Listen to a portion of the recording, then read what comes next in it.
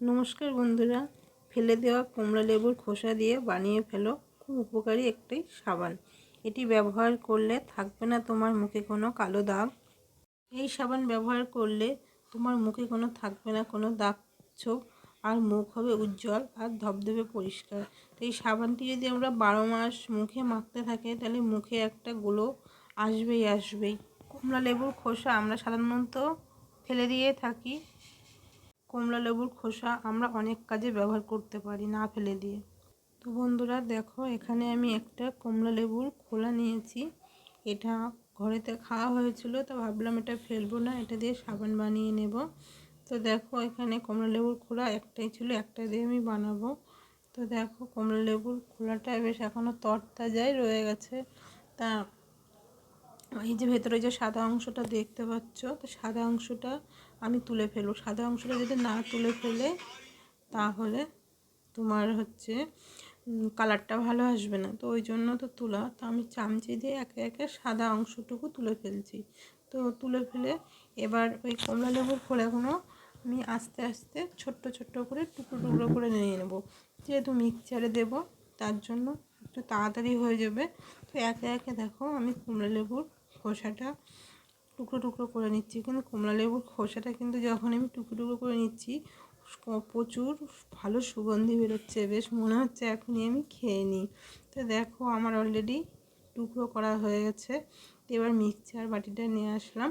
এবার মিক্সচার বাটিতে এই ছোট ছোট কমলা লেবুর খোসাগুলো আমি দিয়ে দেব, আর সামান্য অল্প একটু জল দেব। তো দেখো, আমার দেওয়া হয়ে গেছে।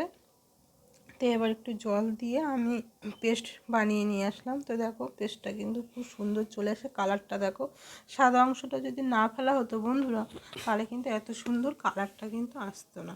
সাদা অংশটা তোমরা অবশ্যই ফেলে দেবে, তাহলে কালারটা কিন্তু খুব সুন্দর আসবে, তোমরা দেখলে কিন্তু বুঝতে পারছো।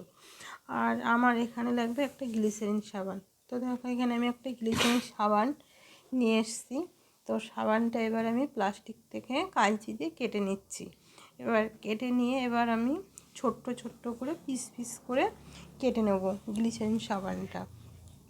তা তোমরা সব পাওয়া যায়, তোমরা যদি অনলাইন থেকে কিনতে পারো তো কিনে নেবে। তো আমার ওটা ছিল না, আমি ভাবলাম একটা গ্লিসারিন সাবান নিয়ে আসি, ওই দিয়ে হয়ে যাবে। তো যাই হোক, আমি কাঁচি দিয়ে গলা ঝাড়া দিলাম। তো একে একে আমি সাবানের অংশগুলো টুকরো টুকরো করে নিচ্ছি। বড় বড় করে যদি থাকে তাহলে সাবানটা একটু গলতে দেরি হবে, ওই জন্য, তাছাড়া কোনো ব্যাপার না। তো দেখো, ছোট ছোট টুকরো আমার বেশ হয়ে গেল।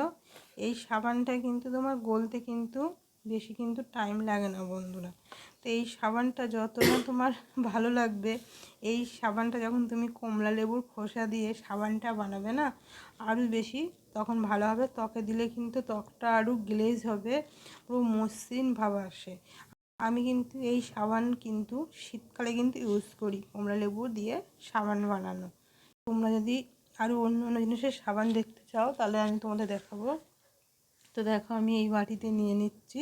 তো সাবানের টুকরোগুলো আমার বাটিতে সব তোলা হয়ে গেছে। তো আমি একটা গ্যাসে বাটি বসিয়ে দিয়ে এসেছি। তো দেখো, তো এখানে আমি একটু অল্প জল দিয়ে দিলাম। তো জলটা দেখো গরম হয়ে গেছে। তো আমি এবার সাঁড়াশি দিয়ে ধরে আস্তে আস্তে নাড়াতে থাকছি। তো আস্তে আস্তে আস্তে সাবানটা পুরো গলে যাবে। তো দেখো বন্ধুরা, সাবানটা কিন্তু আমার অনেকটাই গলে গেছে, অল্প অল্প একটু দানা দানা আছে।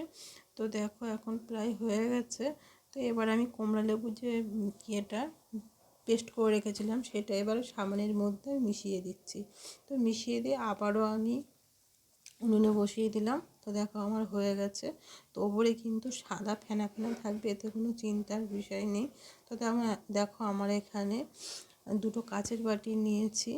তো সাবানের ছাঁচগুলো আমার নেই, ওই জন্য তা অবশ্যই করে তোমরা একটু সর্ষের তেল লাগিয়ে নেবে, নাহলে কিন্তু সাবানটা তুলতে কিন্তু খুবই অসুবিধায় পড়তে হবে। তো দেখো, আমি দুটো বাটিতে সমান সমান করে দিয়েছি। তো তোমরা হয়তো ভাববে যে গ্যাজাটা রয়েছে ওই জন্য অসুবিধা হবে, কিন্তু দেখো, আমি নাড়াচাড়াতে তোমাদের দেখিয়ে দিচ্ছি, এটা কোনো অসুবিধা হবে না। তো এই সাবানের যে বাটিটা আমি দিয়েছি, এটা আমি এখন ধরবো না। তো আমি 2 ঘন্টা পরে দেখব যে সাবানটা কতক্ষণ জমেছে। তো সাবান এখন দেখে কি মনে হচ্ছে বলো দেব বন্ধুরা, মনে হচ্ছে এখানে গুড় রয়েছে। তো আমার এখানে ওই একটা সাবান দিয়ে বেশ দুটো বাটিতে দিয়েছি, যেহেতু এখানে কুমড়া লেবুর খোসাটা দিয়েছি বলে অনেকটা বেড়ে গেছে। তো 2 ঘন্টা পরে তোমাদের সামনে আবার ফিরে আসলাম সাবানটি নিয়ে। তো তোমাদের তো অবশ্যই দেখাতে হবে। দেখো সাইডগুলো আস্তে আস্তে মানে চাকু দিয়ে আমি আস্তে আস্তে তুলছি যাতে না ভেঙে যায়। তো একটু কিন্তু ভাঙিনি, আর সাবানের শেপ কিন্তু একটু নষ্ট। তো দেখো বন্ধুরা, এটা দেখলে কি বোঝা যাচ্ছে এটা বাড়িতে বানানো সাবান? কত সুন্দর কালারটা এসছে দেখো, দেখে বেশ ভালো লাগছে না? তাই তোমরা এরকম বাড়িতে সাবান বানাবে আর দেখবে। তো এই বাটিটাও আমি তুলে নেব। এই বাটিটা আমি এবার তুলে নিচ্ছি। দুটো সাবানের শেপটা ভালো এসছে। আমি তো ভাবলাম কাচের বাটিতে দিয়েছে হয়তো উঠবে কি উঠবে না, সেটা কোনো আমার ভয় ছিল। তো দেখো সাবানটা আমি হাতে লাগিয়ে তোমাদের দেখিয়ে দিচ্ছি। তা বন্ধুরা, তোমাদের এই ভিডিওটি কেমন লাগলো? যদি ভালো লেগে থাকে তাহলে একটু লাইক, শেয়ার, কমেন্ট করো, সাবস্ক্রাইব করে আমার পাশে থেকো। পরে ফিরে আসবো নতুন একটি ভিডিও নিয়ে। ততক্ষণ তোমরা সুস্থ থাকো, ভালো থাকো।